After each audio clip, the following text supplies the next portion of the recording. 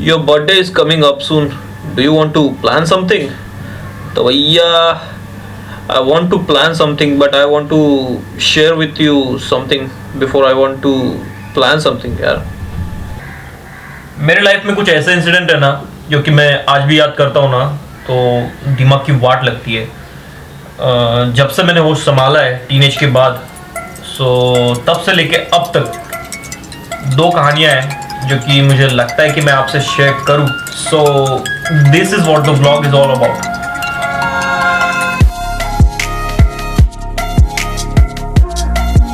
कहानी number 1, ragging.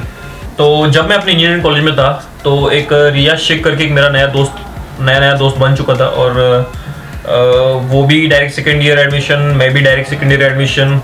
सो हम दोनों मतलब डायरेक्ट सेकेंड ईयर एडमिशन वाले स्टूडेंट्स को जो रेगुलर स्टूडेंट्स होते हैं वो जनरली नोट्स, शीट्स, ये सब चीज़ों में हेल्प मोस्टली कम करते हैं क्योंकि बॉन्डिंग इतनी अच्छी नहीं हो पाती. कुछ चीज़ें होती है जिसके वजह से उनको ये सब चीज़ें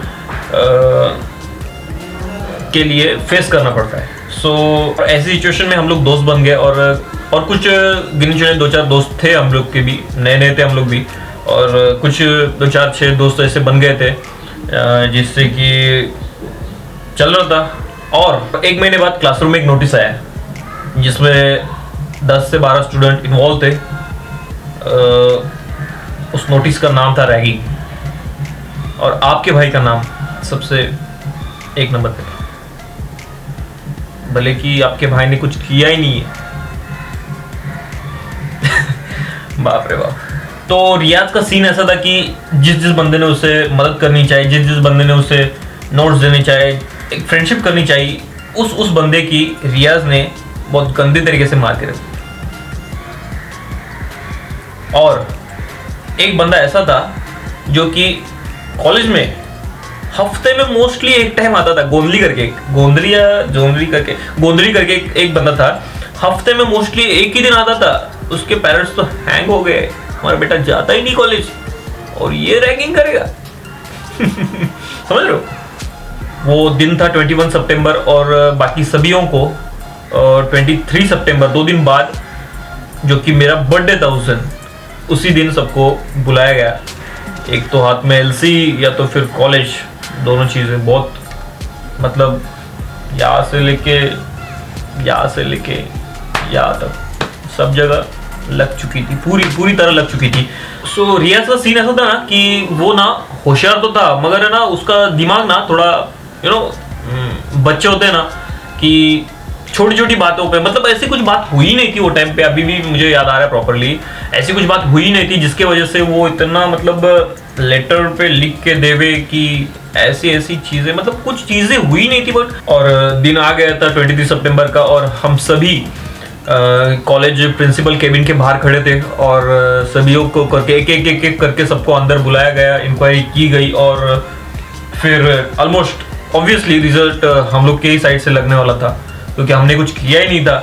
और ये सब होने के बाद, ये सब सीन होने के बाद है ना, कॉलेज के एक कमेटी के एक सर थे जिन्होंने मेरे को एक क्वेश्चन पूछा था कि प्रदीप, ये सब होने के बाद इस रूम से बाहर निकलने के बाद क्या आप रिया से दोस्ती करोगे? पहले ना मेरे मन में ना ऐसा ख्याल आया ना कि मैं ऐसा मन में ख्याल आया ना मेरे, कदापि नहीं, कभी नहीं भाई, ऐसे लोगों से तो जय हिंद जय महाराष्ट्र, बहुत लंबा रहने का. सो बहुत ऐसा मेरा बस चले तो मैं उसका मुंह तोड़ दूं, इतना मेरे को गुस्सा आया था ना उस टाइम. इन दिस सिचुएशन है ना, कोई मेरी जगह आप भी होते आपको भी वही लगता, ऑब्वियसली लगता. सो ऐसे आया मगर फिर मैंने भी बोला थोड़ा सर के सामने थोड़ा इम्प्रेशन है, वैसे भी नाम तो खराब हो चुका है. सो और मेरे मन में था नहीं इतना कुछ, अगर उस टाइम मेरे को सिचुएशन वो सब समझ में आ गया कि बाबा इसका दिमागी हालत बचकर वो सब. सो मैंने सर को क्या आंसर दिया, सर देखो मैं सामने से तो नहीं जाऊंगा मगर अगर उसको कुछ ज़रूरत पड़ी और उसको कुछ हेल्प वगैरह मेरी ज़रूरत हो, कुछ भी हो, वो अगर मेरे पास आए तो मैं उसे कभी मना नहीं करूँगा, मगर मैं सामने से नहीं जाऊँगा. उसको अगर कुछ ज़रूरत है तो उसे मना भी नहीं करूँगा. सो ये सब सीन हुआ और ऐसा था मेरा बर्थडे. और बहुत सारी ऐसी कहानियां हैं, एक छोटी छोटी चीज़ें हैं मैं आपको शेयर करना चाहता था, मगर वो नहीं, वो अपना ब्लॉग बच्चे भी देखते हैं तो वो सब नहीं शेयर कर सकते। और कुछ चीज़ें ऐसी होती है ना, उसके बाद फिर मैं उस सब से, वो सब निगेटिविटी और उस सब से निकल के बाद एक लास्ट ईयर का एक सीन है, और ये सब चीज़ें अपने लाइफ में हो रही है ना, जो भी वो सब निगेटिविटी और ये सब एक्सेट्रा एक्सेट्रा। सो मैंने सोचा कि इस सब से बाहर निकल के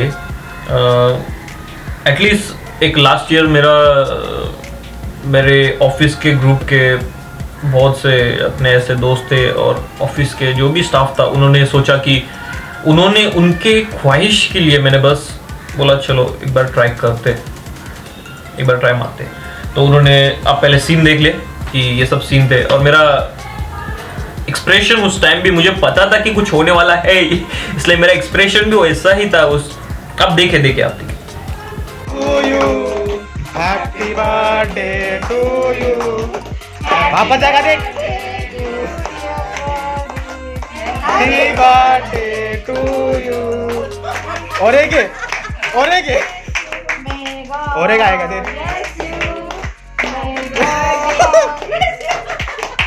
नहीं, ऐसा नहीं। और एक आएगा देख। अब मुझे पता था कि कुछ होने वाला है। सो उसके दूसरे दिन, आपने लास्ट ईयर एक पीएमसी बैंक का स्कैम सुना होगा, उसमें मेरा भी अकाउंट था, और अगर विदाउट एनी प्रॉफिट अगर आपके पैसे आप कहीं स्टॉप हो जाते तो आप, मेरी जगह पे आप होते तो आप क्या करते, आपका दिमाग क्या करता। सो ऐसे बर्थडे के गिफ्ट और सरप्राइजेस मिलते हैं मेरे को, सो मैंने बर्थडे मनाना ही बंद कर दिया यार। तो ये थी मेरी बर्थडे स्पेशल कहानियाँ, you know why I am not celebrating my birthday. So और भी बहुत सारी ऐसी चीज़ें और भी बहुत सारी ऐसी कहानियाँ हैं जो कि शेयर करना तो चाहता हूँ, बट बच्चे भी अपना व्लॉग देखते हैं ना, इतना नहीं नीचे जाना है अपने को व्यूअर सब्सक्राइबर के लिए। सो ये थी मेरी बर्थडे स्पेशल कहानी, और भी है, मगर वो सब चीज़ें भी याद आती है ना जो मैं और भी के बारे में बात कर रहा हूँ, तो ऐसी आग लगती है ना कि, मगर वो अपने आग को ना अपने काम, अपने पैशन, अपने जहाँ पे मैं किसी भी चीज़ पे जाके रुक जाता हूँ ना, तो फिर वो उस आग को यहाँ पे लगा के काम चालू।